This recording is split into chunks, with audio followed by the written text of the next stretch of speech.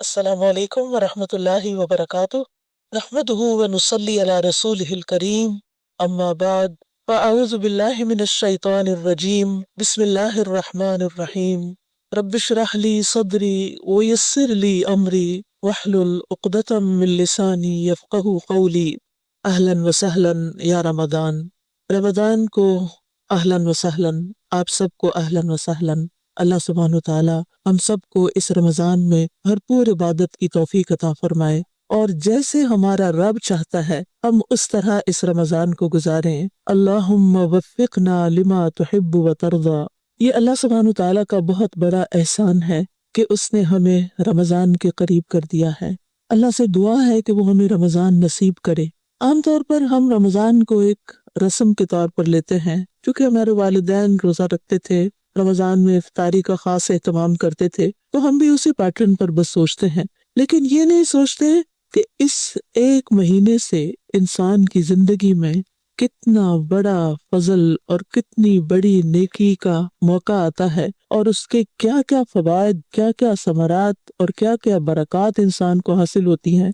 इस सिलसिले में मुस्लिम अहमद की एक हदीस आपके सामने रखूंगी जिससे इस एक महीने की वैल्यू और इसकी फजीलत आपको समझ में आए कि आपको कितना बड़ा इनाम मिलने वाला है। अबू हुरैरा रज़ी अल्लाह अन्हु कहते हैं कि कबीला क़ुज़ा के खानदान बलीह के दो शख्स नबी सल्लल्लाहु अलैहि वसल्लम पर इकट्ठे ईमान लाए। उनमें से एक तो जिहाद करते हुए शहीद हो गया और दूसरा 1 साल बाद मजीद जिंदा रहा और फिर फौत हुआ, यानी 1 साल के वक्फे के बाद फौत हुआ, शहीद नहीं हुआ। तलहा बिन उबैदुल्लाह कहते हैं कि मैंने ख्वाब में देखा कि वो शख्स जिसका 1 साल बाद इंतकाल हुआ उस शहीद से भी पहले जन्नत में दाखिल हुआ है। वरना हम तो सोचते हैं ना कि शहीद का दर्जा सबसे अफजल है और वो हमसे आगे होंगे, लेकिन यहाँ जो शख्स बाद में फौत हुआ वो शहीद से भी पहले जन्नत में दाखिल हुआ। तो मुझे इस पर बहुत ताज्जुब हुआ। सुबह मैंने रसूल अल्लाह सल्लल्लाहु अलैहि वसल्लम को ये ख्वाब सुनाया तो रसूल अल्लाह सल्लल्लाहु अलैहि वसल्लम ने फरमाया, क्या उसने उसके बाद यानी पहले शख्स के बाद, शहीद के बाद रमजान के रोजे नहीं रखे और साल भर की 6000 और इतनी इतनी ज्यादा रकतें नहीं पड़ी? यानी 1 साल के रमजान के रोजे और नमाजें उस शख्स को शहीद से भी आगे ले गई। हम बाज़ औक़ात जब अपना फर्ज अदा करते हैं तो हम समझते हैं कि ये एक फरीजा है, बस पूरा कर लो, रोजा रखना है रख लो, नमाज पढ़नी है पढ़ लो, बस एक मशीनी अंदाज में ये काम करते रहते हैं। लेकिन ये नहीं सोचते कि ये हमारे दर्जात की बुलंदी का बायस बनते हैं और हमें अल्लाह ताला का कुर्ब नसीब करते हैं। तो खुशकिस्मत है वो शख्स जिसको अल्लाह ताला लंबी जिंदगी दे और फिर नेकियों से भरपूर दे और नेकी के मौसमों और नेकी के औकात से भरपूर फायदा उठाने की तौफीक अता करे। बात सलफ के बारे में आता है। सलफ कहते हैं लोगों को, जो पहले के नेक लोग थे, गुज़िश्ता नेक लोग इब्तिदाई सदियों के, कि वो 6 माह तक ये दुआ करते, ए अल्लाह हमें रमजान तक पहुंचा दे। यानी इतने हरीस होते थे कि हमें रमजान मिले। और फिर वो रमजान के बाद 5 माह तक ये दुआ करते रहते कि ए अल्लाह हमारे रमजान के रोजे कबूल फरमा ले। क्या हमने भी ये दुआएं कभी की? हम में से कितने लोगों ने ये दुआ की कि अल्लाह हमें रमजान तक पहुंचा दे, अल्लाहुम्मा बल्लिगना रमजान। ये दुआ इसलिए किया करते थे कि वो इसके फायदों को जानते थे, इसकी बरकतों को समझते थे, इसमें मिलने वाले इनामात को समझते थे। फिर जब रमजान दाखिल हो जाता तो अल्लाह ताला से दुआ फरमाते कि वो उन्हें इसमें अमल साले करने की तौफीक अता फरमाए। और जब रमजान खत्म होता तो दुआ करते कि जो कुछ भी हमने इस रमजान में किया अल्लाह ताला उसको कबूल फरमा ले। क्योंकि जो अल्लाह के सच्चे बंदे होते हैं, ईमान वाले बंदे होते हैं, वो नेकी करने के बाद किसी फख्र और गुरूर में मुब्तला नहीं होते, बल्कि फिर भी डरते रहते हैं कि जो कुछ हमने किया वो कबूल भी हो जाए।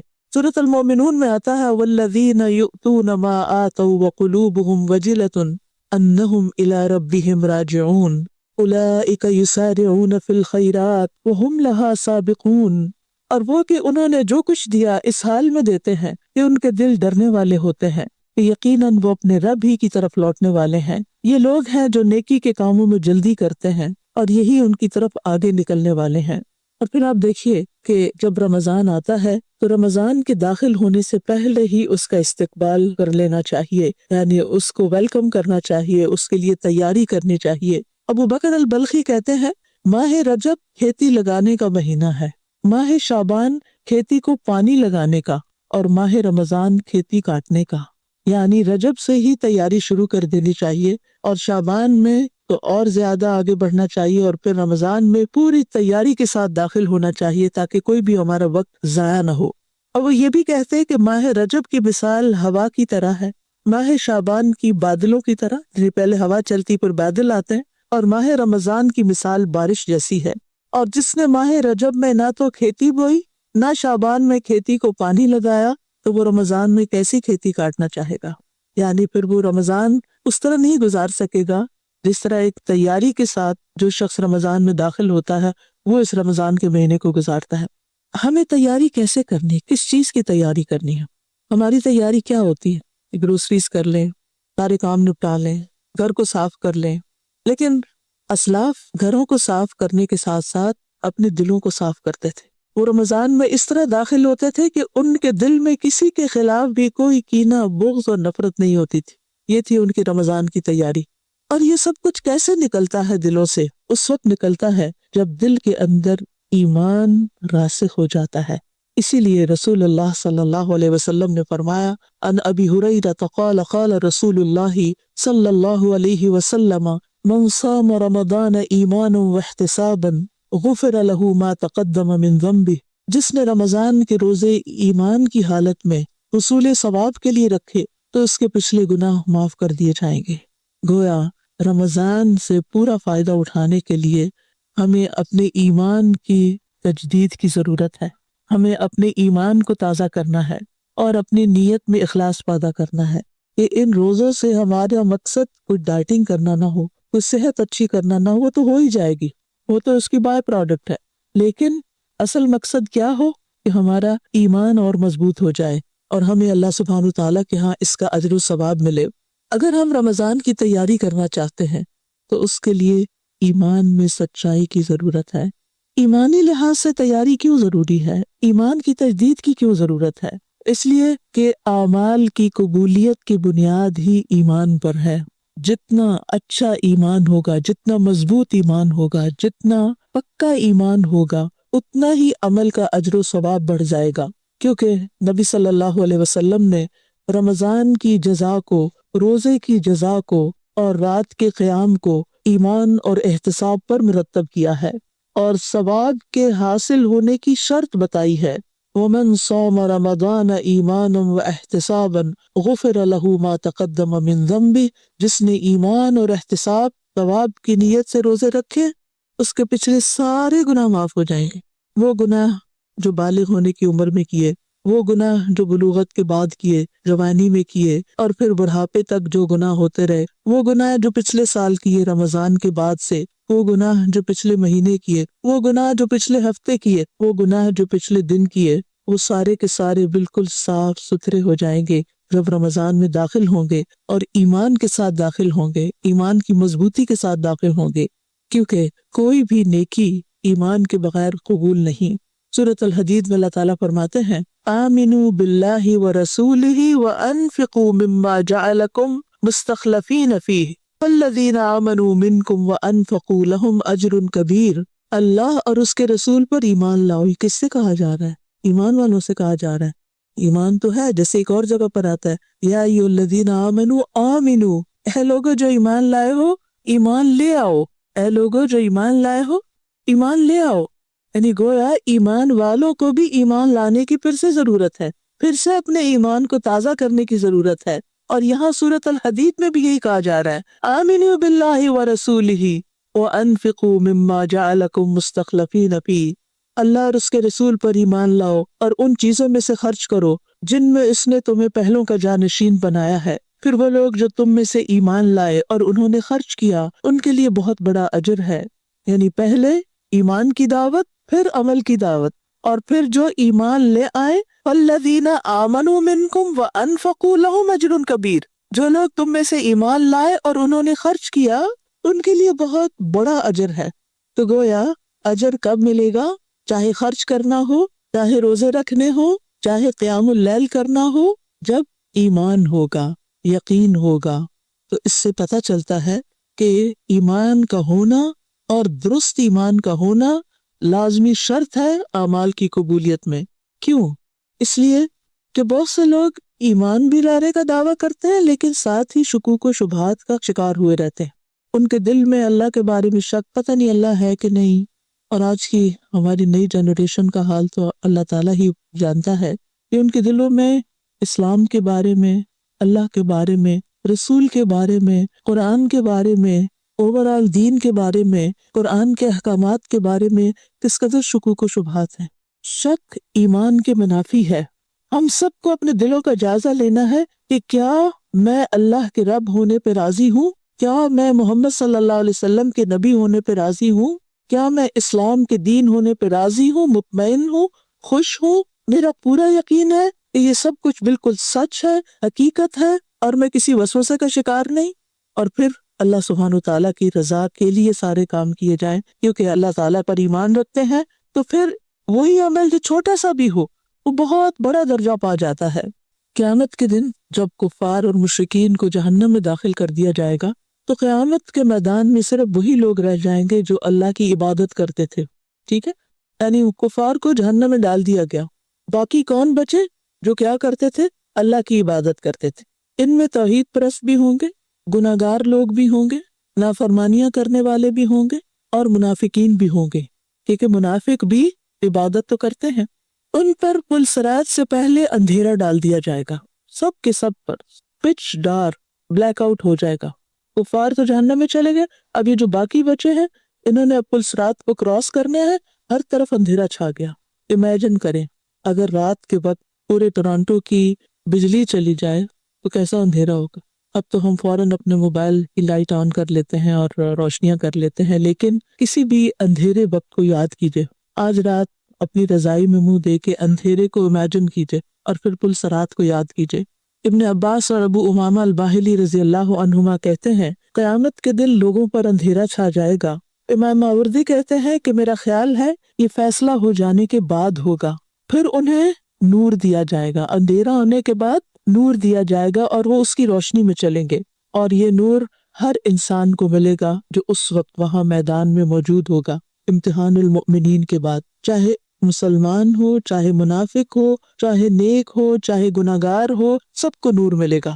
لوگ اپنے نور کے ساتھ، ہر ایک کی اپنی پرسنل لائٹ ہوگی، اپنے نور کے ساتھ چلیں گے۔ جہنم کے پل پر آنکڑے اور کانٹے ہوں گے، جن کو وہ کانٹے چاہیں گے پکڑ لیں گے، اور پھر یکا یک منافقین کا نور پوری طرح بجھ جائے گا، منافقوں کا نور ختم ہو جائے گا، مومن نجات پا جائیں گے۔ سلیم بن عامر کہتے ہیں ہم ایک جنازے کے ساتھ باب دمشق میں تھے، ہمارے ساتھ ابو امامہ باہلی رضی اللہ عنہ بھی تھے۔ جب انہوں نے جنازہ پڑھایا اور دفن کا کام شروع ہوا، یعنی میت کو دفن کر رہے تھے، تو ابو امامہ باہلی نے فرمایا لوگو تم اس دنیا کی منزل میں آج صبح شام کر رہے ہو، یعنی آج دنیا میں تم صبح اور شام کرتے ہو، یہاں تم نیکیاں اور برائیاں کر سکتے ہو، اس کے بعد ایک اور منزل کی طرف تم سب کوچ کرنے والے ہو، اور یہ قبر ہے۔ قبر میں روشنی کہاں سے آئے گی؟ کیا کوئی ایسا سسٹم ہے کہ مرنے والے کے ساتھ ہی روشنی کا انتظام اندر کر دیا جائے؟ ناٹ پاسبل، ہو ہی نہیں سکتا۔ وہ کہتے ہیں یہی قبر کی جو تنہائی کا، اندھیرے کا، کیڑوں کا اور تنگی اور تاریکی والا گھر ہے، یہی وہ منزل ہے جس میں نیکسٹ لینڈ کرنا ہے۔ مگر جس کے لیے اللہ تعالیٰ اسے وسعت دے دے، جس کو اللہ قبر میں نور دے دے، بس اس کا اپنا ہی نور ہوگا، باہر سے کوئی نور نہیں آ سکتا۔ وہ کہتے ہیں یہاں سے پھر تم قیامت کے مختلف مقامات پر وارد ہوگے، اور وہاں تم کسی مقام پر ہوگے کہ لوگوں پر اللہ کی طرف سے ایک حکم چھا جائے گا، یہاں تک کہ بہت سے لوگوں کے چہرے سفید ہو جائیں گے اور بہت سے لوگوں کے چہرے سیاہ ہو جائیں گے، چہروں پہ اندھیرا چھا جائے گا۔ پھر تم ایک میدان میں جاؤ گے جہاں لوگوں پر سخت اندھیرا ہوگا، وہاں نور تقسیم کیا جائے گا، مومن کو نور دیا جائے گا، کافر اور منافق بے نور رہ جائے گا۔ اسی کی مثال اللہ تعالیٰ نے اپنی کتاب میں بیان کی ہے، او کظلمات فی بحر لجی یغشاہ موج من فوقہ موج من فوقہ سحاب ظلمات بعضها فوق بعض اذا اخرج یدہ لم یکد یراہا ومن لم یجعل اللہ لہ نورا فما لہ من نور۔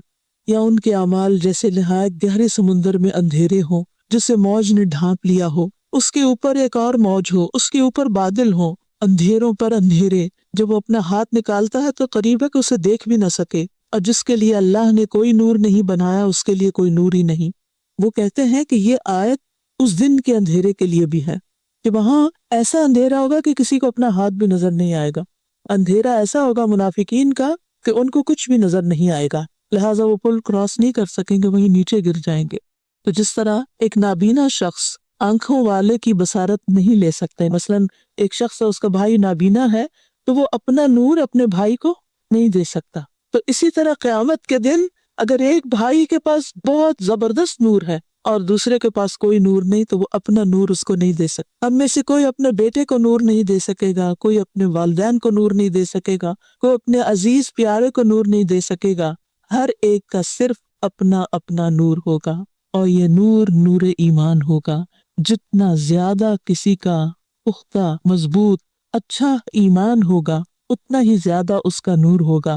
منافق ایمان والوں سے درخواست کریں گے، آرزو کریں گے، ان کی منتیں کریں گے، انظرونا نقتبس من نورکم، ہمیں دیکھو، ہمیں بھی تمہارے نور سے کچھ مل جائے۔ تو کیا کہیں گے مومن؟ قیل ارجو وراکم فالتمسوا نورا، کہیں گے جاؤ واپس جا کے اپنا جہاں سے آئے ہو وہاں سے نور لے کر آؤ، یہاں نور نہیں ملتا، وہ نور تو دنیا سے لے کر جانا تھا، قیامت کے دن تو کوئی نور نہیں۔ اور پھر مومنوں اور ان کے درمیان ایک دیوار حائل کر دی جائے گی جس کے ایک طرف رحمت ہوگی اور دوسری طرف عذاب ہوگا۔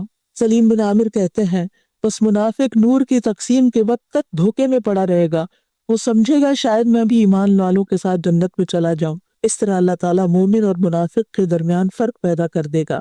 نبی صلی اللہ علیہ وسلم کے زمانے میں منافقین نمازیں بھی پڑھتے تھے، روزے بھی رکھتے تھے، صدقات بھی دیتے تھے، کچھ جنگوں میں بھی شریک ہو جاتے تھے، لیکن ان کے دل شکوک و شبہات کا شکار تھے، دلوں میں خالص ایمان نہیں تھا، ڈاؤٹس کا شکار تھے۔ آج ہمیں دین کے بارے میں اپنے سارے ڈاؤٹس کو دنیا میں کلیئر کرنا ہے، ہمیں اپنا گمان اللہ تعالیٰ کے بارے میں اچھا رکھنا ہے، اللہ سے شکوے نہیں کرنے، اللہ سے ناراض نہیں ہونا، اللہ کے ساتھ بے ادبی نہیں کرنی، کیونکہ ہم اس کو اپنا رب مان چکے ہیں۔ اسی طرح رسول اللہ صلی اللہ علیہ وسلم کے بارے میں کسی قسم کا کوئی برا خیال دل میں نہیں ہونا چاہیے کہ یہ کیا آپ نے یہ فرما دیا اور اب ہمیں مشکل پڑ گئی۔ اسی طرح قرآن کی کسی ایک آیت کے ایک حصے، ایک لفظ کا بھی انکار نہیں کرنا چاہیے اور اس کے بارے میں دل تنگ نہیں ہونا چاہیے، اس کو پورے کا پورا ہولسم لینا چاہیے، جیسا ہے جیسا فرمایا اس کو قبول کرنا چاہیے، یہ ایمان کا تقاضا ہے۔ اور اسی طرح آخرت کے بعد، مرنے کے بعد، قبر کے حساب کتاب اور پھر حشر کے دن کی ساری جو واردات ہیں اور پھر جنت اور دوزخ، ان کے بارے میں بھی ہمارے دل میں کوئی ڈاؤٹ نہیں ہونا چاہیے۔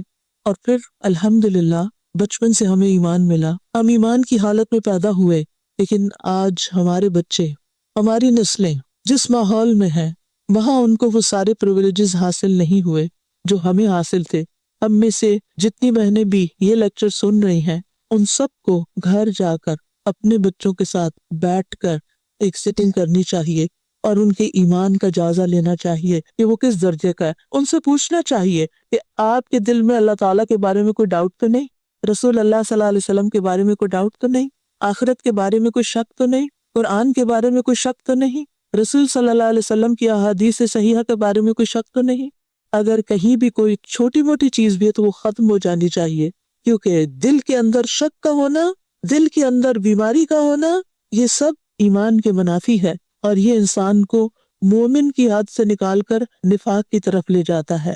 منافق قیامت کے دن پل صراط کے قریب پکاریں گے مومنوں کو، الم نکم معکم، کیا ہم تمہارے ساتھ نہیں رہتے تھے؟ ہم تمہارے دوست تھے، ہم تمہارے رشتہ دار تھے، تمہارے ساتھ مجالس میں حاضر ہوتے تھے، ہم مسجدوں میں بھی چلے جاتے تھے۔ لیکن مومنوں کا جواب کیا ہوگا؟ وہ کہیں گے بلا، ہاں کیوں نہیں، ساتھ تھے، وَلَكِنَّكُمْ فَتَنْتُمْ أَنفُسَكُمْ وَتَرَبَّصْتُمْ وَارْتَبْتُمْ وَغَرَّتْكُمُ الْأَمَانِيُّ حَتَّى جَاءَ أَمْرُ اللَّهِ وَغَرَّكُمْ بِاللَّهِ الْغَرُورُ۔ کیوں نہیں، تم رہتے تو ساتھ ہی تھے لیکن تم نے اپنے آپ کو فتنے میں ڈالے رکھا، انتظار میں رہے، شک کرتے رہے، لمبی تمناؤں نے تمہیں دھوکے میں ڈالے رکھا، یہاں تک کہ اللہ کا فیصلہ آ گیا اور اللہ کے بارے میں اس بڑے دھوکے باز یعنی شیطان نے تمہیں دھوکے میں ہی رکھا۔ تو اللہ تعالیٰ نے یہاں پر منافقین کو 5 چیزوں سے متصف کیا۔ سب سے پہلے فتنتم انفسکم، تم نے اپنے آپ کو فتنوں میں ڈالا، یعنی ایسے ماحول میں لے گئے، ایسے کاموں میں، ایسی دوستیوں میں کہ جس میں تم اچھے بھلے ہوتے ہوئے فتنے میں پڑ گئے اور تمہارے دلوں میں ڈاؤٹس پیدا ہو گئے۔ اور تربصتم، اور انتظار کرتے رہے، اچھا بعد میں توبہ کر لیں گے، جو بڑے ہوں گے حج کر لیں گے، انتظار کرتے رہے، توبہ کو ڈیلے کیا۔ وارتبتم، اور تم شک میں پڑے رہے، یعنی مرنے کے بعد کوئی چیز اٹھنا ہے یا نہیں، قبر کا عذاب ہے یا نہیں، اور پھر غرتکم الامانی، دنیا نے تمہیں دھوکے میں ڈالے رکھا، کس دھوکے میں کہ ابھی تم دنیا کا مال ہے اور آخرت اللہ معاف کرنے والا ہے، اور آخری چیز شیطان نے تمہیں اللہ کے بارے میں دھوکے میں ڈالے رکھا کہ اللہ بڑا رحم کرنے والا ہے، تم اس کی سزا سے بچ جاؤ گے چاہے تمہارے اعمال کیسے بھی ہوں۔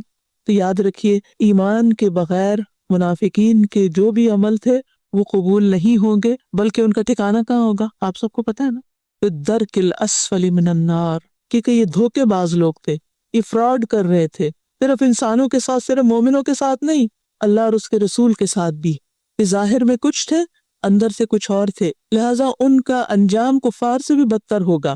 یاد رکھیے صرف ایمان کا نام لے لینا اور چند کام کر لینا یہ ایماندار ہونے پہ دلالت نہیں کرتا، لہٰذا بہت سے لوگ ایسے ہیں کہ جو روزے رکھتے ہیں بس ایک رسم سمجھ کر، اور اسی طرح نمازیں بھی پڑھ لیتے ہیں بس ایک روٹین سمجھ کر، لیکن وہ نہیں جانتے کہ ایمان کا تقاضا کیا ہے، حقیقت میں وہ اندر سے ایمان سے خالی ہوتے ہیں۔ اسی طرح کچھ لوگ کنارے پر رہ کے ایمان لاتے ہیں، یعنی جیسے سورۃ الحج میں آتا وَمِنَ النَّاسِ مَن يَعْبُدُ اللَّهَ عَلَى حَرْفٍ فَإِنْ أَصَابَهُ خَيْرٌ اطْمَأَنَّ بِهِ وَإِنْ أَصَابَتْهُ فِتْنَةٌ انقلب عَلَى وَجْهِهِ خَسِرَ الدُّنْيَا وَالْآخِرَةَ ذَلِكَ هُوَ الْخُسْرَانُ الْمُبِينُ۔ اور لوگوں میں سے کوئی ایسا بھی ہے جو کنارے پہ رہ کے اللہ کی عبادت کرتا ہے، پھر اگر اسے کوئی بھلائی پہنچتی ہے تو مطمئن ہو جاتا ہے، یعنی مال مل جاتا ہے، اولاد مل جاتی ہے، کوئی دنیا کی نعمتیں اور کامیابیاں ملتی ہیں تو اللہ سے راضی رہتا ہے، اور اگر اسے کوئی آزمائش آتی ہے تو وہ اپنے چہرے پہ واپس پلٹ جاتا ہے، مجھے ایسا دین نہیں چاہیے، اس نے دنیا اور آخرت دونوں کا نقصان اٹھایا،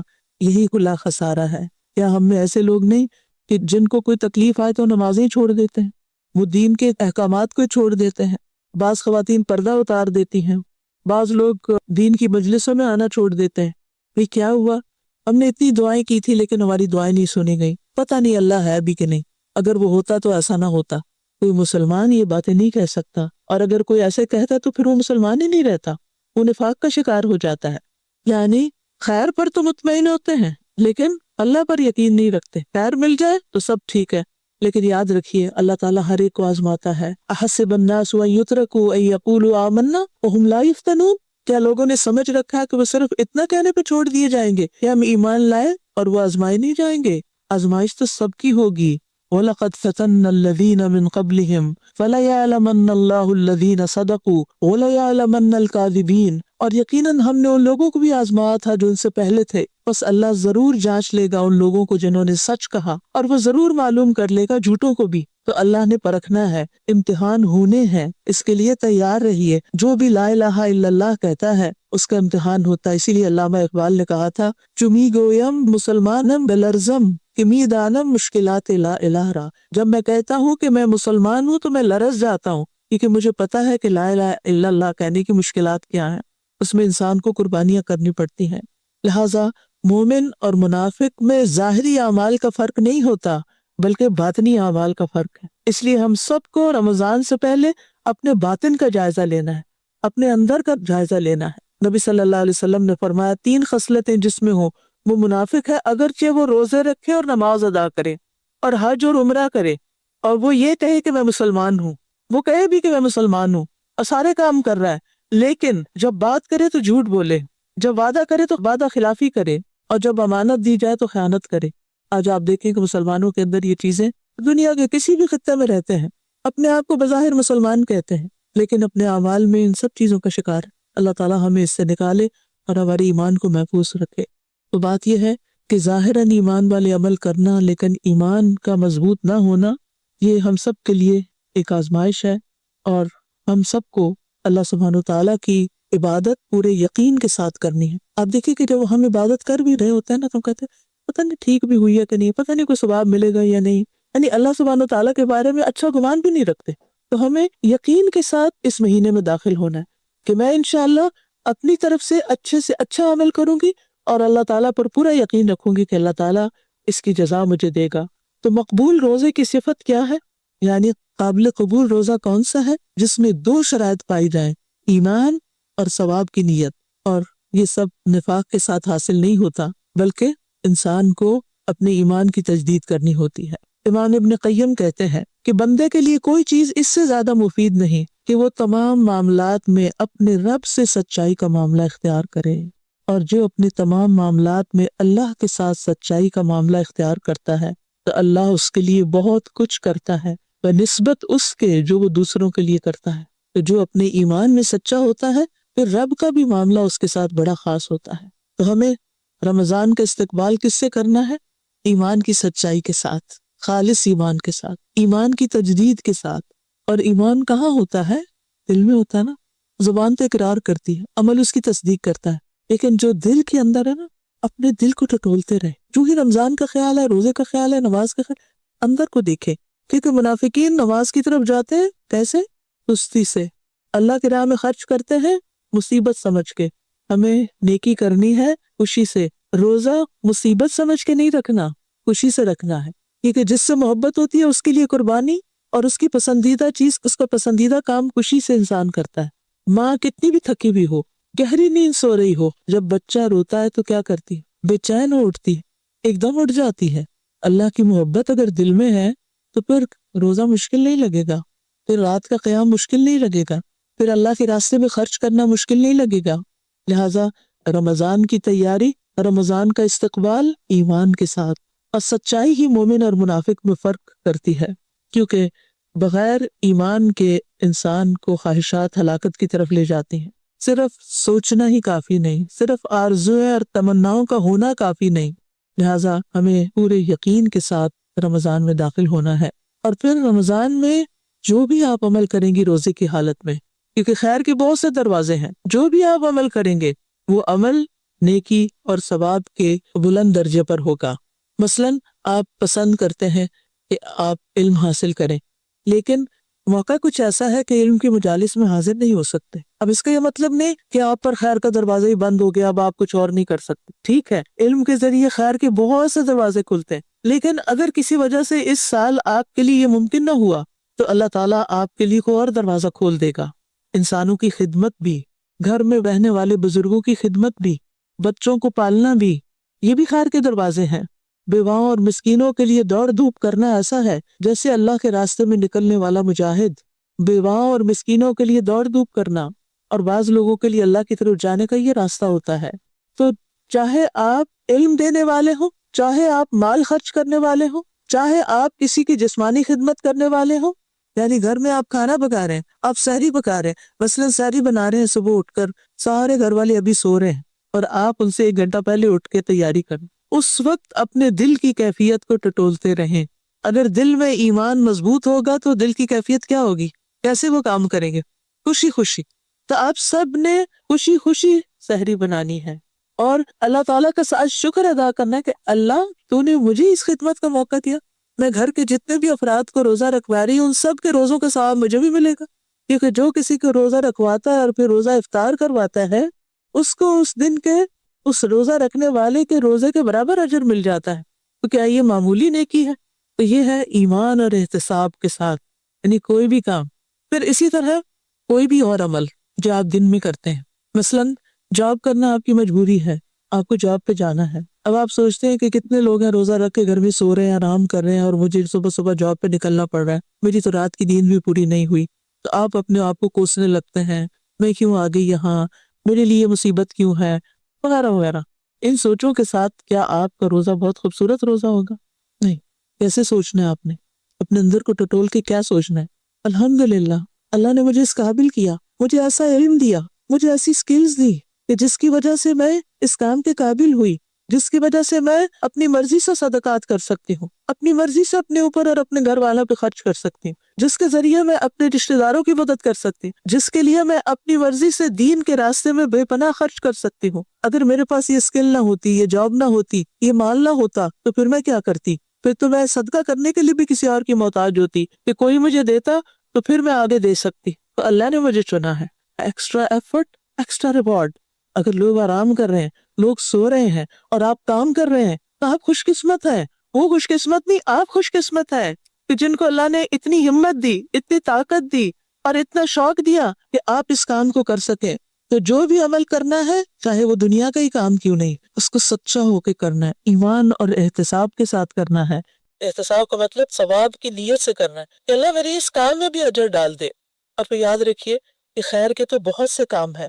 عبداللہ بن عمر کہتے ہیں کہ ایک آدمی نبی صلی اللہ علیہ وسلم کے پاس آیا اور کہنے لگا، اللہ کے رسول صلی اللہ علیہ وسلم، کون سے لوگ اللہ تعالیٰ کو زیادہ محبوب ہیں اور کون سے اعمال اللہ تعالیٰ کو زیادہ پسند ہیں؟ آپ نے فرمایا، وہ لوگ اللہ کو زیادہ محبوب ہیں جو دوسرے لوگوں کے لیے سب سے زیادہ فائدہ مند ہوں۔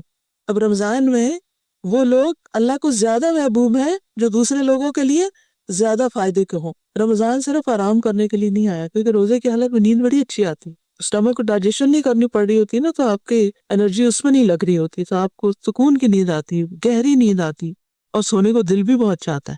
لیکن پھر آپ اپنی نیند کی قربانی کرتے ہیں اور آپ اٹھ جاتے ہیں، جو بھی کام آپ کا ہے، جو بھی خیر آپ نے کرنی ہے۔ اور پسندیدہ کام کیا ہے؟ ویسے تو ہر حال میں کرنے چاہیے، لیکن یہ رمضان کے لیے بتا رہی ہوں۔ مسلمان کا اپنے بھائی کو خوش کرنا۔ روزے کی حالت میں کیا ہوتا ہے؟ چڑچڑاپن، موڈ آف، بھوک لگی ہے، موڈ خراب ہوا ہے، کیا سوچنا ہے اس وقت، کیا کرنا ہے؟ ایک دم اپنے آپ کو تبدیل کرنا، نہیں، اس وقت میرا کسی کو خوش کرنا، اسمائل سے ہی خوش کر دینا، یہ کیا ہے؟ میرے لیے اجر کا باعث ہے۔ اس سے کسی تکلیف کو دور کر دینا۔ سر میں تو روزے کی وجہ سے آپ کی بھی درد ہو رہی، لیکن آپ کے ہسبینڈ نے کہا میرے سر میں درد ہو رہی ہے، آپ اپنی درد بھول کر کیا کرتے ہیں؟ ان کے سر کو دبا دیتے، اور یہ نہیں کہتے اچھا میرے سر میں بھی درد ہوئی، میں کیا کروں؟ ایسے نہیں کہنا، اچھا کوئی بات نہیں، آپ کو کیا چاہیے؟ اور پھر قرضہ ادا کر دینا۔ آپ کے ارد کئی ایسے اسٹوڈنٹس ہوں گے، کئی ایسے لوگ ہوں گے کہ جو قرضوں کے بوجھ تلے دبے ہوں گے، بیک ہوم آپ کے رشتہ داروں میں سے، اور اسے کھانا کھلانا۔ رمضان ایک اچھا موقع ہے، لیکن اس کا یہ مطلب نہیں کہ ہم ہر روز افطار کے وقت ایک بہت بڑا ڈنر تیار کریں، کیونکہ اس کی وجہ سے پھر تھکاوٹ زیادہ ہوگی، تراویح میں آپ کا خشوع چلا جائے گا۔ جو کام اعتدال کے ساتھ ہو اور اس میں آپ کی عبادت میں تاثر نہ ہو، بس اتنا کرے، کیونکہ ہر ایک کی ہمت فرق ہے۔ میں سب کو کوئی ایک ٹپ نہیں بتا سکتی کہ سب یہی کام شروع کر دیں۔ آپ اگر پکا کے نہیں دے سکتے تو آپ کیا کر سکتے ہیں؟ راشن دے سکتے، ٹھیک ہے؟ اگر آپ بہت کچھ نہیں دے سکتے، تھوڑا بہت آپ کنٹریبیوٹ کر سکتے، لیکن رمضان میں ٹو ڈو لسٹ میں کھانا کھلانا لازم کر لیں۔ پھر آپ دیکھیے نبی صلی اللہ علیہ وسلم نے فرمایا، مجھے اپنے کسی بھائی کی ضرورت پوری کرنے کے لیے اس کے ساتھ چلنا اس مسجد نبوی میں 1 ماہ کے اعتکاف سے زیادہ محبوب ہے۔ آپ کا دل تھا اعتکاف کرنے کو، لیکن گھر میں ہو گئے بچے بیمار، یا شوہر بیمار ہو گئے، یا کوئی بزرگ والدین گھر میں رہتے ہیں وہ بیمار ہو گئے، اب ان کو لک آفٹر کرنا ہے، اور آپ پاؤں پٹک رہے ہیں، میں نے سوچا تھا اعتکاف کروں گی، کوئی 10 دن تو دل کھول کے عبادت کروں گی، یہ کیا مصیبت آ گئی؟ نہیں، اعتکاف کا اجر تو نیت کی وجہ سے مل جائے گا آپ کو، اور خدمت کا الگ اجر مل جائے گا، اور اس تکلیف اٹھانے کا، اور پھر روزے کا، اور وہ باقی عبادات کا ساتھ ساتھ۔ پھر آپ نے فرمایا، جس نے اپنے غضب کو روک لیا، روزے کی حالت میں کیا ہوتا ہے؟ غصہ آتا ہے، جس نے اپنا غصہ روک لیا اللہ تعالیٰ اس کی خامیوں پر پردہ ڈالے گا۔ جو آدمی اپنے غصے کو نافذ کرنے کی طاقت کے باوجود پی گیا، اللہ تعالیٰ روز قیامت اس کے دل کو امیدوں سے بھر دے گا۔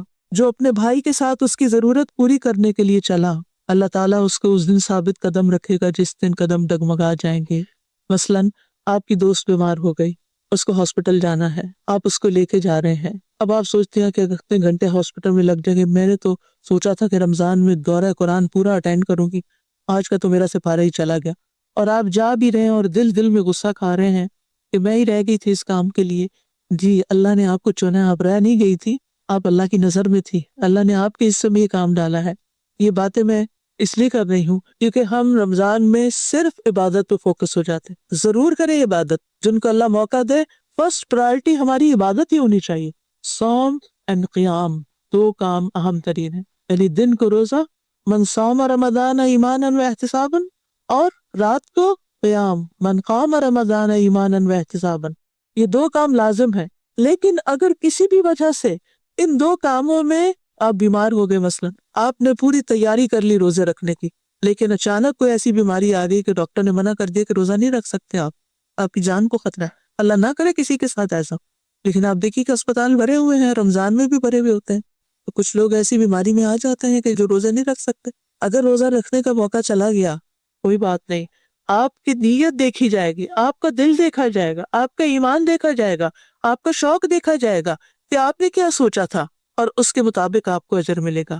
وہ بیماری بھی گناہوں کو دھونے کا ذریعہ بن جائے گی، اور پھر وہ جو کام آپ نے نیکی کا کرنا تھا اس کا اجر بھی آپ کو نیت کی وجہ سے مل جائے گا۔ اچھا، اس کا یہ مطلب نہیں کہ ہم عبادت سے بچنے کے لیے کوئی ایکسکیوز ڈھونڈ لیں، اچھا کسی کو کوئی ہیلپ چاہیے تو مجھے بتا دے، چلو تراویح پڑھنے کی بجائے میں کہیں اور جا کے تھوڑی گپ شپ بھی لگا لوں گی، تراویح میں تو پھر چپ کر کے سننا پڑتا ہے۔ نہیں، یہ بھی اللہ جانتا ہے نا، پھر وہ نیتوں کا حال اللہ جانتا ہے، دل کے اندر کیا اللہ جانتا ہے. یعنی کسی نے کوئی کام کہہ دیا، کام پڑ گیا، تراویح لیٹ ہو گئی، آپ کو تہجد کے وقت اپنی پوری کرنی پڑی، لیکن آپ کے دل میں ایک تکلیف ہوئی، اوہ میری تراویح رہ گئی، لیکن چلو یہ اللہ نے مجھے اس کام کے لیے چنا، میں یہ بھی کر لیتی ہوں، تو دگنا اجر ہو گیا.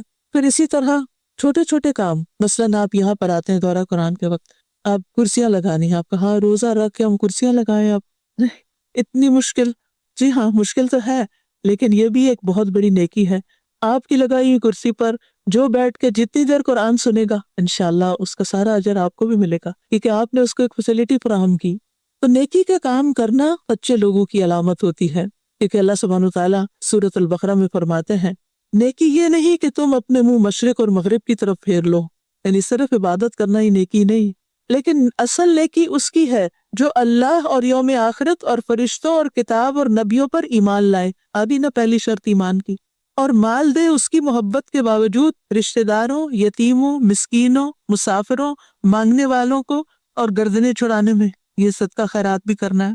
اور نماز قائم کرے اور زکوٰۃ دے. رمضان میں اول وقت نمازیں پڑھنے کی عادت ڈالنی ہے، اور اس کے علاوہ سنت اور نفل بھی پڑھنے ہیں، اور زکوٰۃ کے علاوہ صدقات بھی کرنے ہیں.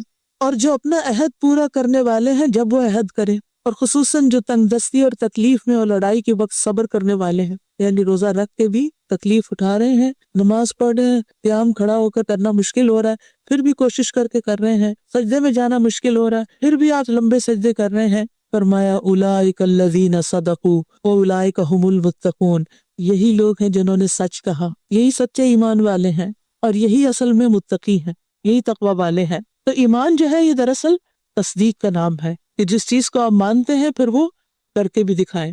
اور پھر آپ دیکھیے کہ مومن وہ ہوتا ہے جو غیبی امور کی تصدیق کرتا ہے، اور قرآن و سنت میں جو کچھ بھی آیا ہے اس پر پورا یقین رکھتا ہے.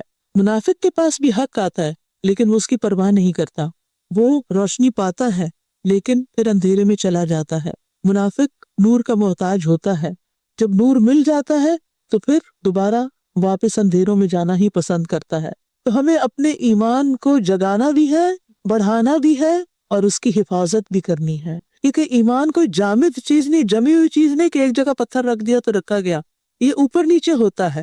نیکی کرنے سے ایمان اوپر جاتا ہے، اس کا گراف اوپر چلا جاتا ہے، اور گناہ کرنے سے نیچے آ جاتا ہے. لہذا روزہ رکھ کے کیا نہیں کرنا؟ من لم یدع قول الزور والعمل بہ فلیس للہ حاجۃ ان یدع طعامہ وشرابہ. جو روزہ رکھ کر بھی جھوٹ بولنا نہ چھوڑے، اللہ کو اس کی کوئی ضرورت نہیں کہ وہ اپنا کھانا پینا چھوڑ دے. روزہ صرف کھانا پینا چھوڑنے کا نام نہیں، بلکہ جھوٹ، بدعہدی، خیانت، بد اخلاقی، ان سب چیزوں کو چھوڑنا بھی ہے. تو جتنا زیادہ انسان ان چیزوں میں پڑ جاتا ہے اور جتنا زیادہ انسان دنیا میں کھو جاتا ہے، اتنا ہی اس کا نور بجھتا چلا جاتا ہے.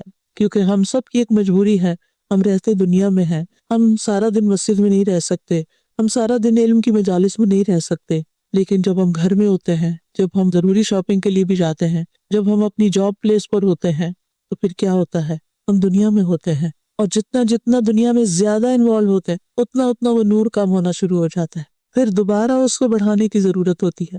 لہٰذا اس بیٹری کو ریچارج کریں. آپ موبائل کی بیٹری روز چارج کرتے ہیں نا، اور اگر نہ کریں تو کیا ہوتا ہے؟ ڈیڈ. ایسے ہی اگر ہم علم کے ساتھ، علم کی مجلسوں کے ساتھ، مساجد کے ساتھ تعلق کے ساتھ اپنے ایمان کو مضبوط نہیں کرتے، اوپر نہیں لے جاتے، تو واپس وہ ریڈ لائن پہ آ جاتا ہے. لہٰذا بھرپور کوشش کرنی ہے عبادت کی بھی، اور اس کے ساتھ ساتھ علم کی مجالس، قرآن کی مجالس کی پابندی کی بھی، کیونکہ دل کی حالت بدلتی رہتی ہے، اس لیے استقامت کی ضرورت ہوتی ہے.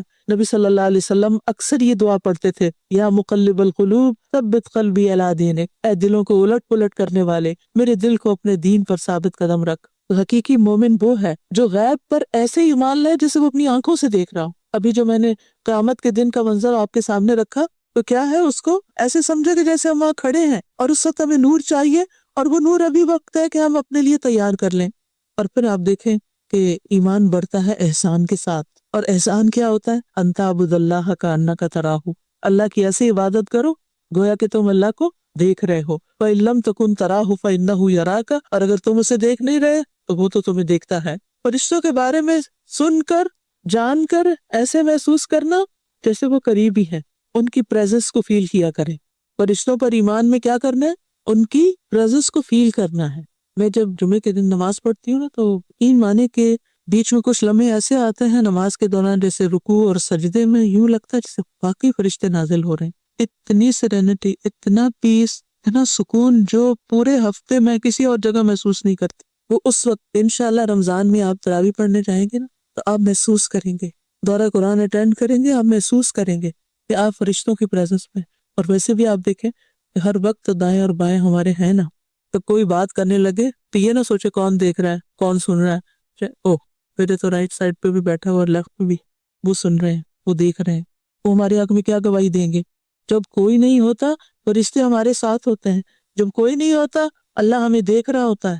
یہ ایمان ہے، یعنی اگر آپ محسوس کرتے ہیں تو یہ ایمان کی علامت ہے، یہ انڈیکیٹر ہے اس بات کا کہ آپ واقعی فرشتوں پر ایمان رکھتے ہیں۔ ورنہ کیا ایک غیبی سی خبر، ہاں وہ فرشتے ہیں کہیں پتہ نہیں کہاں اڑ پھر رہے ہیں۔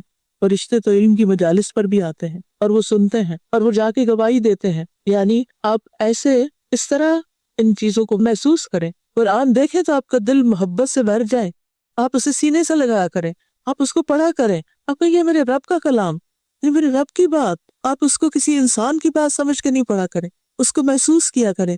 قرآن سے محبت ایمان کی علامت ہے۔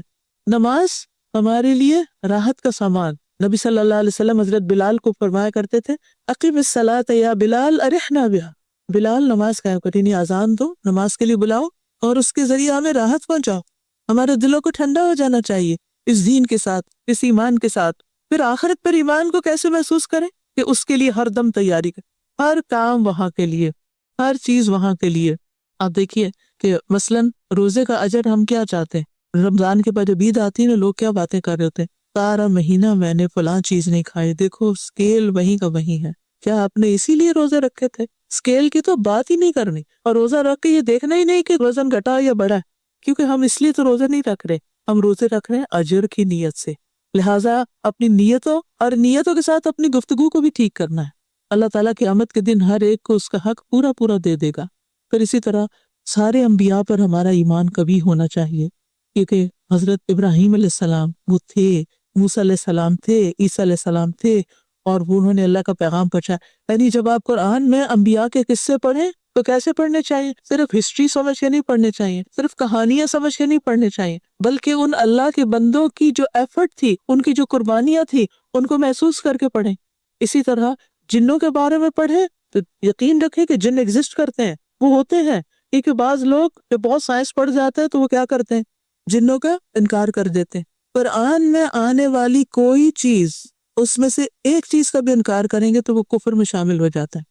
ایک لفظ کا بھی انکار نہیں کر سکتے ہم، اس میں ہمیں کوئی ڈاؤٹ ہی نہیں ہونا چاہیے۔ اور جنوں کے بارے میں بھی اتنا یقین ہونا چاہیے جتنا فرشتوں کے بارے میں یقین ہے۔ اور پھر قرآن اس لیے پڑھیں تاکہ ہمارے ایمان میں اضافہ ہو، کیونکہ قرآن مجید میں آتا ہے کہ جب ان پر اللہ کی آیات پڑھی جاتی ہیں تو زیادتہم ایمانا، ان کا ایمان زیادہ ہو جاتا ہے۔ تو انشاءاللہ اس رمضان میں اللہ کے فضل سے دورہ قرآن شروع کر رہے ہیں، اور اس میں بھی نیت یہی ہونی چاہیے کہ اللہ سبحانہ وتعالیٰ میرے علم کا نور بڑھا دے، اور پھر میرے ایمان میں اضافہ کر دے، اور میری قرآن کی سمجھ میں اضافہ کر دے، اور اس کی برکت سے میرے نیک اعمال میں اضافہ کر دے۔ کیونکہ جتنی جتنی روشنی اور ایمان زیادہ ہوگا، عمل کی قوت بڑھے گی، کیونکہ ایمان بڑھتا ہے عمل کے ساتھ اور گھٹتا ہے گناہوں کے ساتھ۔ پھر اسی طرح کرنے کے کاموں میں سب سے پہلا کام تو ہم نے دل کی اصلاح، کیونکہ قیامت کے دن نہ مال کام آئے گا نہ بیٹے، یوم لا ینفع مال ولا بنون الا من اتى اللہ بقلب سلیم، جس دن نہ مال کام آئے گا نہ بیٹے کام آئیں گے، مگر جو اللہ کے پاس سلامت دل لے کر آیا۔ تو اپنے دل کو ایمان کی غذا دینی ہے، اور اپنے دل کو قلب مطمئنہ بنانا ہے، اور پھر اس کے اندر اس نور کی دعا کرنی ہے، اللہم اجعل فی قلبی نورا، اللہ میرے دل کو نور سے بھر دے، میرے دل میں نور پیدا کر دے۔ کیونکہ جب نور آتا ہے، جب روشنی آتی ہے تو حقائق واضح نظر آنے لگتے ہیں، کرنے کے کام کیا ہیں وہ سمجھ آنے لگتے ہیں، چھوڑنے کی چیزیں کیا ہیں سمجھ آنے لگتی ہیں۔ بعض اوقات شیطان ہمیں دھوکے میں مبتلا رکھتا ہے، کچھ چیزوں کے بارے میں ہمیں کنفیوز رکھتا ہے، اور ہمارے عقائد میں بگاڑ پیدا کرتا ہے۔ لہٰذا شیطان کے دھوکے سے بھی بچنا ہے، شیطان کی چالوں سے بھی بچنا ہے، کیونکہ بعض اوقات شیطان برائی کو ہمارے لیے خوشنما بناتا ہے، اور بعض اوقات اعلیٰ درجے کے کام کو پیچھے کر کے کم درجے کے کام کو سامنے لے آتا ہے۔ لہٰذا شیطان کی چالوں سے بھی بچ کر رہنا ہے۔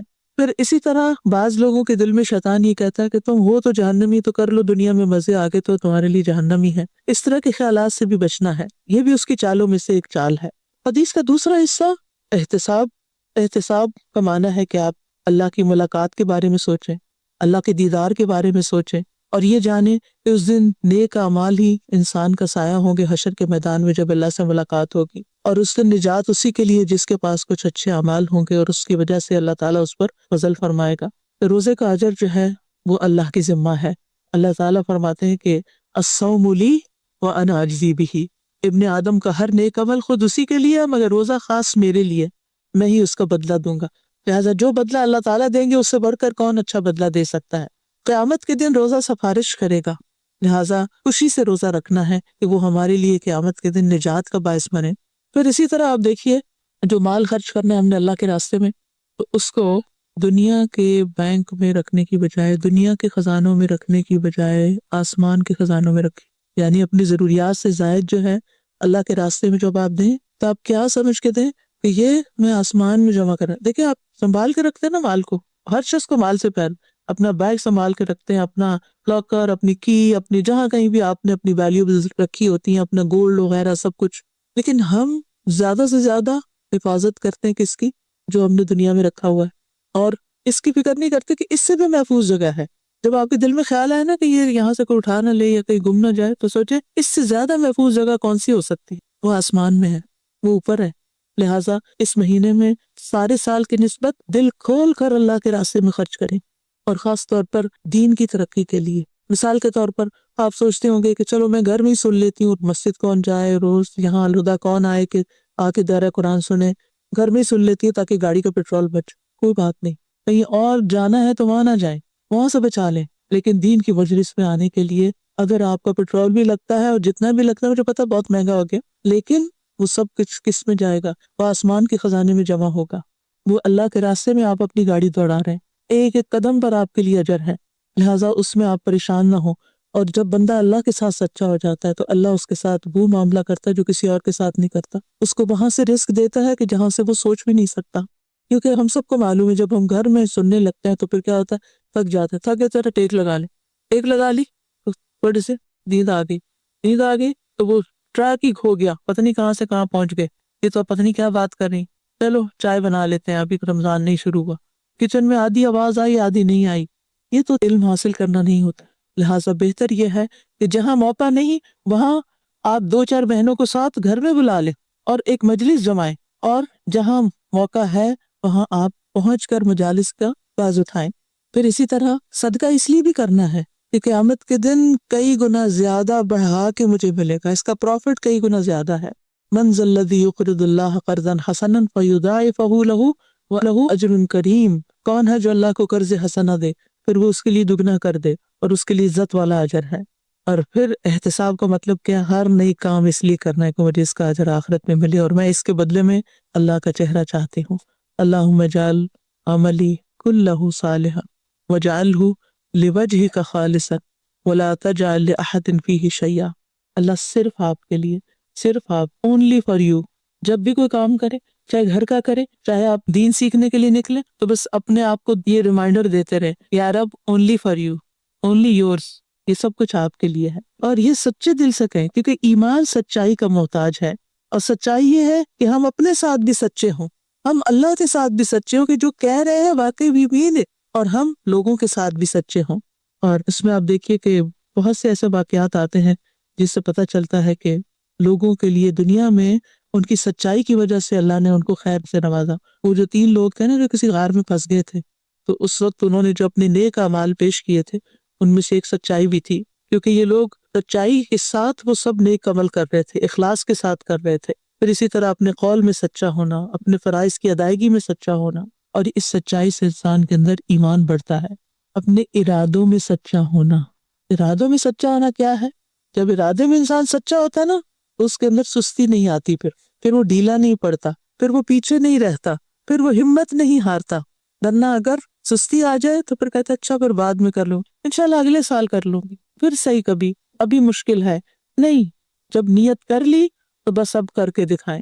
پھر آپ دیکھیے کہ رمضان میں ہر روز آپ نے اپنا ایمان چیک کرنا ہے، بڑھ رہا ہے گھٹ رہا ہے، بڑھ رہا ہے گھٹ رہا ہے۔ آپ میں سے بہت سے لوگ اپنا بی پی روز چیک کرتے ہوں گے، شوگر چیک کرتے ہوں گے، ڈیلی روٹین میں ہے، اس کو بھی روٹین میں رکھیے، اپنے اندر جائزہ رکھیے، جھانکتے رہیے، بڑھ رہا ہے گھٹ رہا ہے، زیادہ ہو رہا ہے کم ہو رہا ہے، کیونکہ زیادہ ہونے کی علامت کیا ہے کہ آپ کا عمل اور زیادہ ہو جائے گا، آپ اور خوشی سے کام کریں گے، آپ کے دل کے اندر کا اطمینان بڑھنا شروع ہو جائے گا، آپ کے دل کے اندر ایک ٹھنڈک پیدا ہونی شروع ہو جائے گی۔ لیکن جب دل گھبرانا شروع ہو جائے، گھٹنا شروع ہو جائے، پریشانی کوئی آنا شروع ہو جائے، شیطانی وسوسے، رمضان میں تو بڑے بڑے شیطان قابو میں ہوتے ہیں، مگر سارے وسوسے شیطان کی طرف سے بھی نہیں ہوتے، کچھ وسوسے نفس کی طرف سے بھی ہوتے ہیں، تو نفس تو ساتھ ہی ہے نا، شیطان اگر پکڑا ہوا بھی ہے تو نفس ساتھ ہے۔ وَنَعْلَمُ مَا تُوَسْوِسُ بِهِ نَفْسُهُ، انسان کا اپنا ہی دل جو وسوسے ڈالتا ہے وہ بھی اللہ کو پتا ہے۔ تو پھر ہمیں کچھ کام کرنے ہیں، اور ان کاموں میں آپ دیکھیے کہ دن کا آغاز جو ہے وہ تو سحری سے ہوگا انشاءاللہ تعالی، اور سحری کا خاص عمل کون سا ہے؟ استغفار، ٹھیک ہے؟ یہاں پر ایک استغفار کا کارڈ بھی ملتا ہے، اس کی ایک ایک دعا یاد کر لیں، ہر روز اس کو ریپیٹ کر سکتے ہیں، کہ جو بھی اپنے کچن میں استغفر اللہ کہیں لکھ کے لگا دے تاکہ آپ کی نظر پڑے، ورنہ کیا ہوتا ہے کاموں کی اتنی جلدی ہوتی ہے، کبھی فریج کھول رہے ہیں، کبھی اوون کھول رہے ہیں، کبھی کچھ کر رہے ہیں، کبھی ٹیبل لگا رہے ہیں، کبھی جگا رہے ہیں گھر والوں کو، اتنی ابڑ دبڑ ہوتی ہے کہ وہ استغفار ہی بھول جاتی ہے، ٹھیک ہے؟ کچھ لوگ تلاوت لگا لیتے ہیں، وہ بھی ٹھیک ہے، لیکن یہ تو استغفار کا وقت ہے، وَبِالْأَسْحَارِ هُمْ يَسْتَغْفِرُونَ، تو استغفار کے ساتھ دن کا آغاز کرنا ہے۔ آذان ہوئی تو کیا کرنا ہے؟ آذان کا جواب دینا ہے، جواب دے کے کیا کرنا ہے؟ دعا مانگنی بھولنا نہیں۔ کون سی دعائیں مانگنی ہے؟ صرف دنیا کی، آخرت کی بھی، درود شریف پڑھ کے اور اذان کے بعد کی دعا پڑھ کے پھر آپ نے کیا کرنا ہے؟ آپ نے اپنی آخرت اور دنیا دونوں کے لیے دعا کرنی ہے۔ پھر اس کے بعد آپ نے کیا کرنا ہے؟ نماز پڑھنی ہے۔ نماز پڑھنے کے بعد کیا کرنا ہے؟ اذکار کرنے ہیں، پر اذکار سورج نکلنے سے پہلے ہو جانے چاہیے، صبح کے اذکار، ٹھیک ہے؟ اور ایک تسبیح سبحان اللہ و بحمدہ کی، اور ایک تسبیح لا الہ الا اللہ کی، ٹھیک ہے؟ پھر اس کے بعد سورج نکل آیا ہے، سورج نکل آیا ہے، سورج نکلنے تک آپ قرآن کی تلاوت کرتے رہیں، اور پھر دن کا آغاز جب قرآن کی تلاوت سے ہوگا تو آپ کو یوں لگے گا جیسے آپ نے بہت کچھ روحانی ناشتہ کر لیا، آپ کے دل کے اندر ایک ایمان کی لہر آ جائے گی۔ پھر اس کے بعد آپ کیا کریں؟ اشراق کے نفل پڑھیں، اور پھر اس کے بعد اگر آپ نے آرام کرنے کا موقع ہے تو آرام کریں، کام پہ جانا تو کام پہ جا کے واپس آ کے آرام کریں۔ ابن رجب کہتے ہیں ام المومنین عائشہ رضی اللہ عنہا رمضان المبارک میں صبح کے وقت مصحف کی تلاوت کرتی، اور جب سورج طلوع ہوتا تو سو جاتی، یعنی بعد میں پھر آرام کرتی۔ اور پھر آپ دیکھیے کہ دن کے وقت بھی آپ نے قرآن کی تلاوت اور ساتھ دورہ قرآن اٹینڈ کرنا ہے، چاہے آپ آن کیمپس کریں، چاہے آپ آن لائن کریں، چاہے آپ اپنے فری ٹائم پر کریں، لیکن میک شور ایک قرآن آپ نے ناظرہ کا ختم کرنا ہے، ایک قرآن آپ نے دورہ قرآن میں ختم کرنا ہے، اور تیسرا قرآن آپ نے تراویح میں ختم کرنا ہے۔ کم از کم 3 ضرور ہونے چاہیے، یہ اپنا ٹارگٹ سیٹ کر لیں، یہ اپنی پلاننگ کر لیں، اور پھر آخری عشرے میں خوب محنت کرنی ہے، اور دوسروں کو بھی اعمال صالح کی رغبت دلانی ہے۔ اور پھر نبی صلی اللہ علیہ وسلم کا طریقہ کیا تھا؟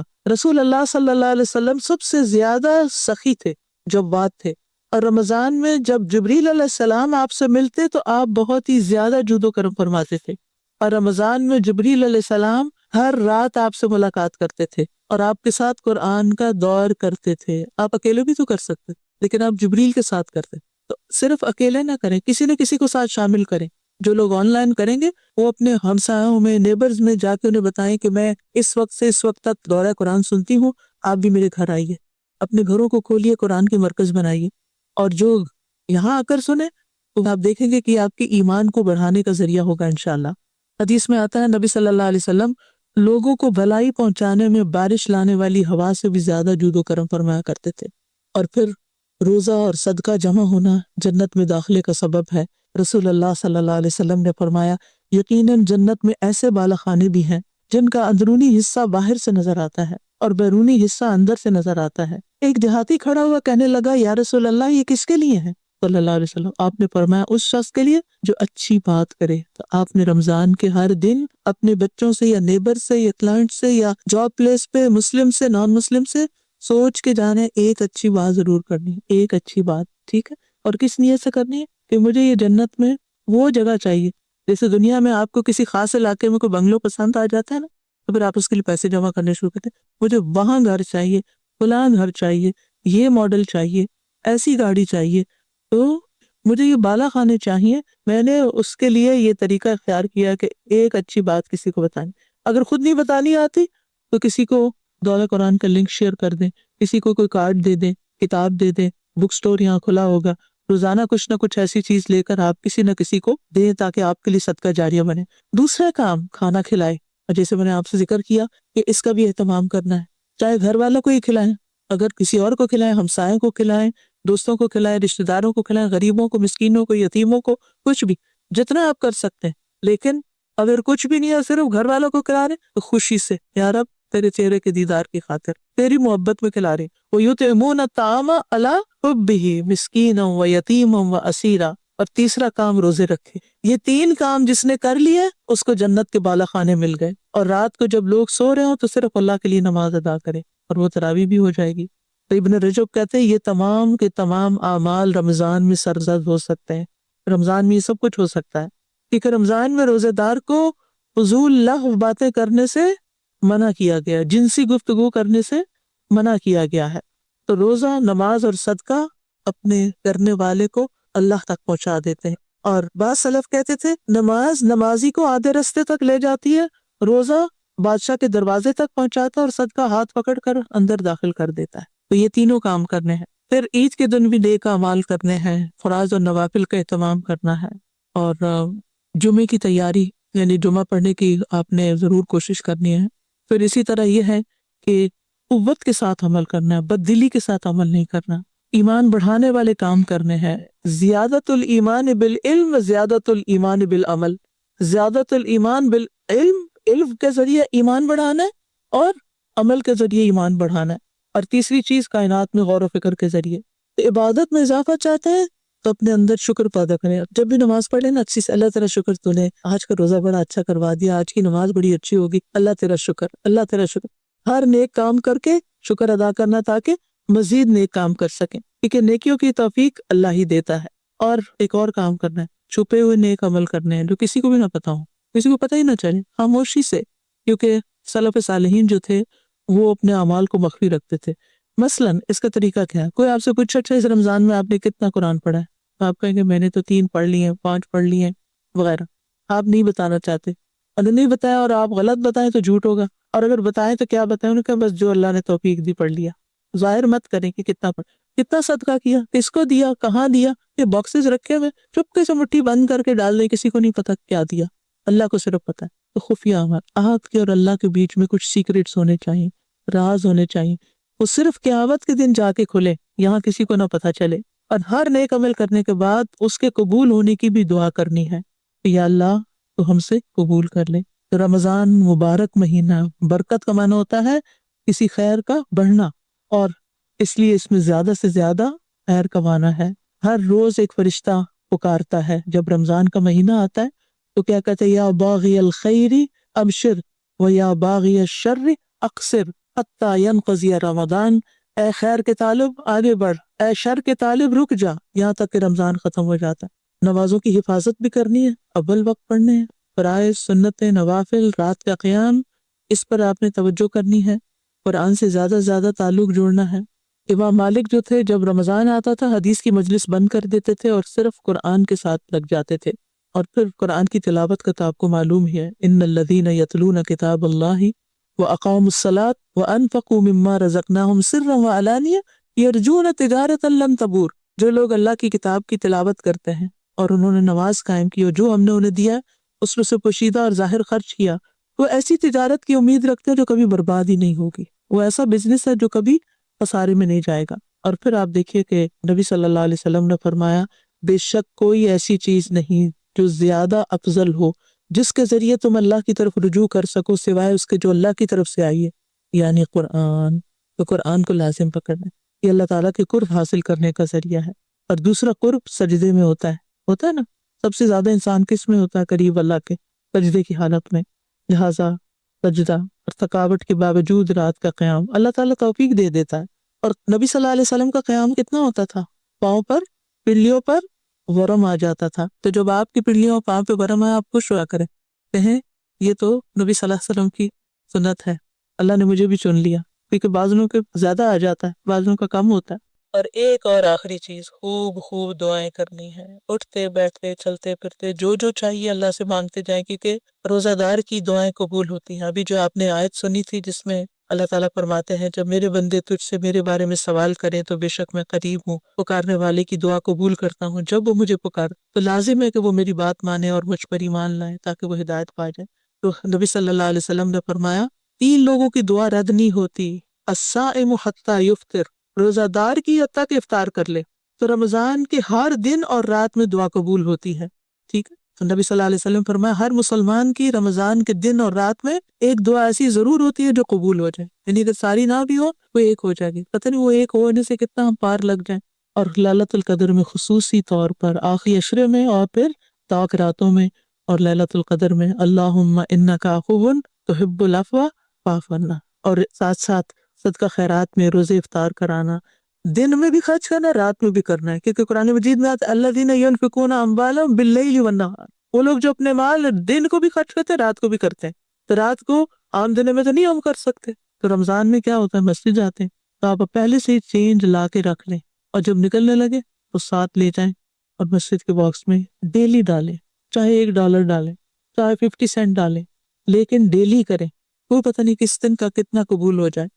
آن لائن والے انانیمس کلک کر سکتے ہیں، نہیں بتانا چاہتے کہ کون ہے، تو ہماری ویب سائٹ کے اوپر انشاءاللہ اس کو پورٹل موجود ہے۔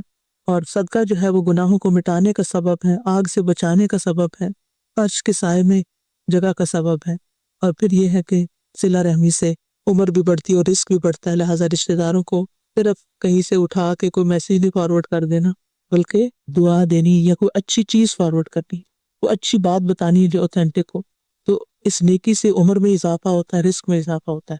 اور آپ سب کو دعوت دیتی ہوں کہ خود بھی اور اپنی کم از کم 5 دوستوں کو دورہ قرآن میں شریک کریں، کم از کم 5 لوگ آپ کے ہاتھ سے اس قرآن کی مجلس میں حاضر ہوں، کیونکہ خیرکم من تعلم القرآن وعلمہ، تم میں سے بہترین لوگ وہ ہیں جو قرآن سیکھیں اور سکھائیں، اور پھر دعاؤں کے علاوہ ساتھ ساتھ ذکر کرتے رہنا ہے، کم از کم دن میں 100 بار استغفار، سید الاستغفار، نبی صلی اللہ علیہ وسلم پر درود، لا حول ولا قوت الا باللہ کی تسبیح، اور ساتھ ساتھ زبان کی حفاظت بھی کرنی ہے، ٹھیک ہے، لغو باتیں نہیں کرنی، کیونکہ جب آپ اپنے آپ کو غیر اہم سے بچائیں گے تو اہم کام کر سکیں گے۔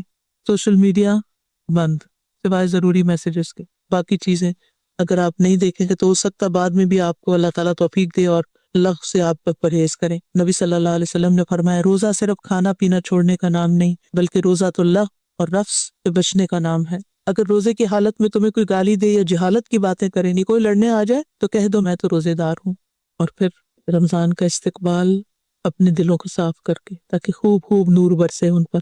اللہ تعالیٰ سے دعا ہے کہ اللہ تعالیٰ ہمارے ایمان میں اضافہ کرے اور ہمارے نور میں اضافہ کرے، ہمارے علم میں اضافہ کرے، ہمارے عمل میں اضافہ کرے، اور رمضان اس طرح گزرے کہ ہمارے پچھلے سارے گناہ معاف ہو چکے، ہمارے گناہوں کے بوجھ ہٹ چکے ہوں۔ اللہ تعالیٰ اس کی برکت سے ہماری دنیا کے کاموں کو بھی بہتر